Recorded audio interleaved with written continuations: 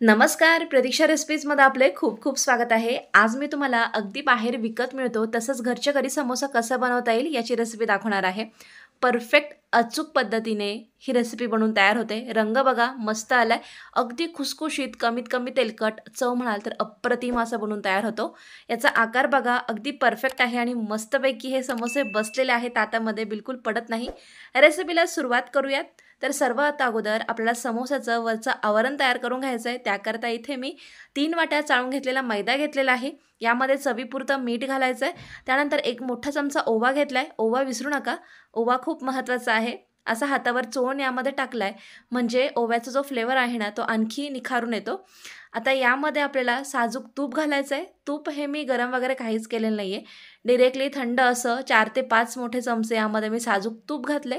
साजूक तूप नसेल तर तुम्ही इथे तेलाचाही वापर करू शकता, पण गरम केलेलं नसावं। आता तूप आहे ना आपल्याला अगोदर मैद्यावरती चांगलं असं लावून घ्यायचं आहे। प्रत्येक मैद्याच्या कणाला तूप व्यवस्थित लागायला हवं। तर बघा आता ह्या मैद्याचं मी असा हातामध्ये मुटका करून बघितला, परफेक्टली बाइंड होतंय हा मैदा। याचा छानपैकी मुटका तयार होतोय। अशाच पद्धतीनं हे याचं टेक्स्चर यायला हवं, तेव्हाच समोसे जे आहे ना ते खुसखुशीत बनून तयार होतात।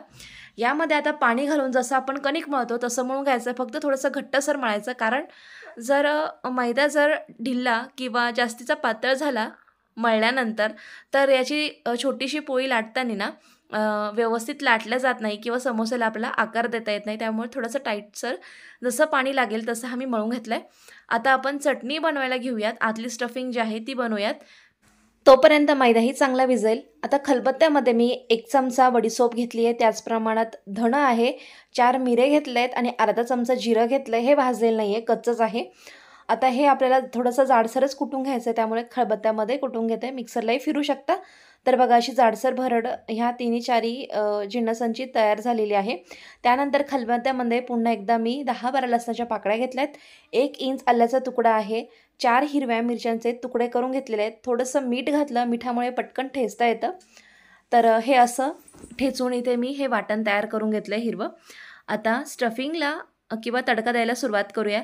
पॅनमध्ये 1 मोठा चमचा तेल, त्यावर अर्धा चमचा मोहरी आणि कुटलेला अगोदर मसाला टाकायचा आहे। तो हलकासा परतून घेतला की त्यानंतर यामध्ये आपण हिरव्या मिरचीची पेस्ट घालणार आहोत, ज्यामध्ये आलं आणि लसूण देखील आहे। थोडंसं मीठसुद्धा घातलं आहे, लक्षात असू द्या। आता हे चांगलं परतून घेतलं, त्यानंतर हळद घालायची आहे आणि गरम मसाला घातला आहे अर्धा चमचा। समोशाची स्टफिंगमध्ये गरम मसाला अवश्य असतो। थोडंसं परतून घेतल्यानंतर ना यामध्ये उकडलेला बटाटा घालायचा आहे। तर इथे मी 6 ते 7 मध्यम आकाराचे बटाटे उकडून घेतलेत आणि ते असेच हाताने मॅश करून घातले। त्यानंतर इथे वाटाणा आहे, वाटाणा फ्रेश असेल तर तो घेऊ शकता। मी आदल्या दिवशीच रात्री वाटाणा भिजवून आणि बटाट्यांबरोबर तो उकडून घेतला होता, तो वाटाणा यामध्ये घातला आहे। चवीपुरतं मीठ घातलं, त्यानंतर अर्धा चमचा कसुरी मेथी घेतली आहे, ती थोडीशी क्रश करून टाकली आणि अर्धा किंवा 1 चमचा इथे मी धनेपूड घेतलेली आहे, ती टाकली आहे। आता चांगलं आपण सर्व जे साहित्य आहे ना चांगलं मिक्स करून परतून 3 ते 4 मिनिटासाठी ही चटणी आपण तयार करून घेऊयात। खूप सोपी आहे रेसिपी, अगदी परफेक्ट अशी ही चटणीसुद्धा बनवून तयार होते बटाट्याची। गॅस इथे बंद केला आहे। अगदी शेवटी यामध्ये कोथिंबीर घालून मिक्स करून घेतलं आणि स्टफिंग समोसासाठी बनवून तयार आहे। तोपर्यंत इथे मैदासुद्धा छानपैकी भिजून तयार झाला आहे। जितका हा चांगला भिजला जाईल ना तितके छान समोसे खुसखुशीत येतील। पुन्हा एकदा हा मैदा मी चांगला मळून घेतला आहे। त्यानंतर आता छोटासा गोळा घेतला आहे, हातावर गोल करून घ्यायचा आणि हा लाटताना ना बिलकुल इथे मी पिठाचा किंवा तेलाचा वापर केलेला नाही आहे। जर मैदा व्यवस्थित मळलेला असेल ना तर बिलकुल हा आपल्या पोळपाटाला चिकटत नाही। थोड्याशा लंबोट्या आकारामध्ये हा आपल्याला लाटून घ्यायचा आहे। आता लाटल्यानंतर ना मध्यभागी आपल्याला असा चीर द्यायची आहे आडवी। समोस्याचं आवरण थोडंसं जाडसर असेल तर खुसखुशीत समोसे होतात।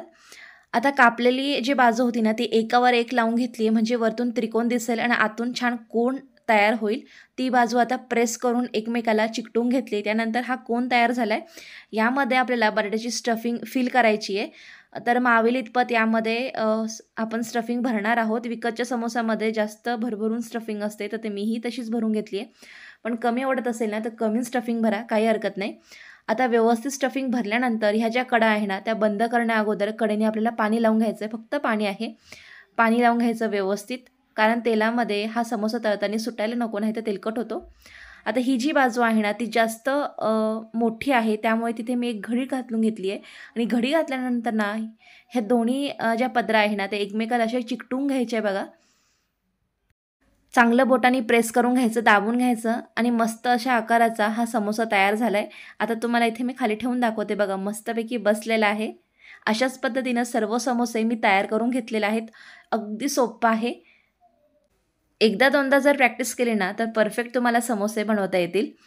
आता कढईमध्ये तेल गरम करायला ठेवलेलं होतं. आता तेल इतकं गरम आहे की त्यामध्ये बोट जरी घातलं ना तरी चटका लागणार नाही. इतपत कमीत आपल्याला तेलामध्ये हे समोसे आपल्याला तळून घ्यायचे आहेत. म्हणजे काय होतं, छान आतपर्यंत हे समोसे तळले जातात, आतमध्ये मैदा कच्चा राहत नाही आणि छान खुसखुशीत खमंग असे बनवून तयार होतात. तर थोडेसे लालसर डाग तुम्हाला दिसत असतील तर उलट पलट करून मी छान मध्यम आचेवर आता हे समोसे छान लालसर, खरपूस, खमंग, खुसखुशीत तळेपर्यंत तळून घेतलेले आहेत. रंग बघा अतिशय सुरेख आला आहे. मस्त एकसारख्या रंगावर हे तळून झालेत. काढून घेते आणि सर्व समोसे मी असेच तळून घेतलेले आहे. याचबरोबर हिरवी मिरचीसुद्धा तळून घेतलेली आहे. तयार आहे अगदी हलवाई स्टाईल किंवा विकतच्या सारखे खुसखुशीत गरमागरम समोसे, तेही घरच्या घरी. आणि ही बघा खटाई आहे जी आपण बाहेर विकत खातो ना, आंबट, गोड, तिखट, चटपटीत अशा चवीची. ह्या रेसिपीची ना सविस्तर कृती किंवा बनवण्याची पद्धत अगदी विकतच्या सारखी जशी बनते ना तशी रेसिपी मी दाखवलेली आहे. खाली डिस्क्रिप्शन बॉक्समध्ये ह्या चटणीची लिंक तुम्हाला देते किंवा चॅनलवरती तुम्हाला मिळेलच. तर बघा मस्त आता हा समोसा घेतला आहे, असा थोडासा तोडून घेते. अतिशय खुसखुशीत बनवून तयार झाला आहे आणि आतपर्यंत छान तळल्या गेलेला आहे. आता यावर आपण बनवलेली चिंचेची चटणीच म्हणजे खटाई टाकून घेऊयात आणि तळलेली एक हिरवी मिरची. रेसिपीनं नक्की करून बघा. कमेंट्समध्ये केल्यानंतर कशी झाली हे कळवा.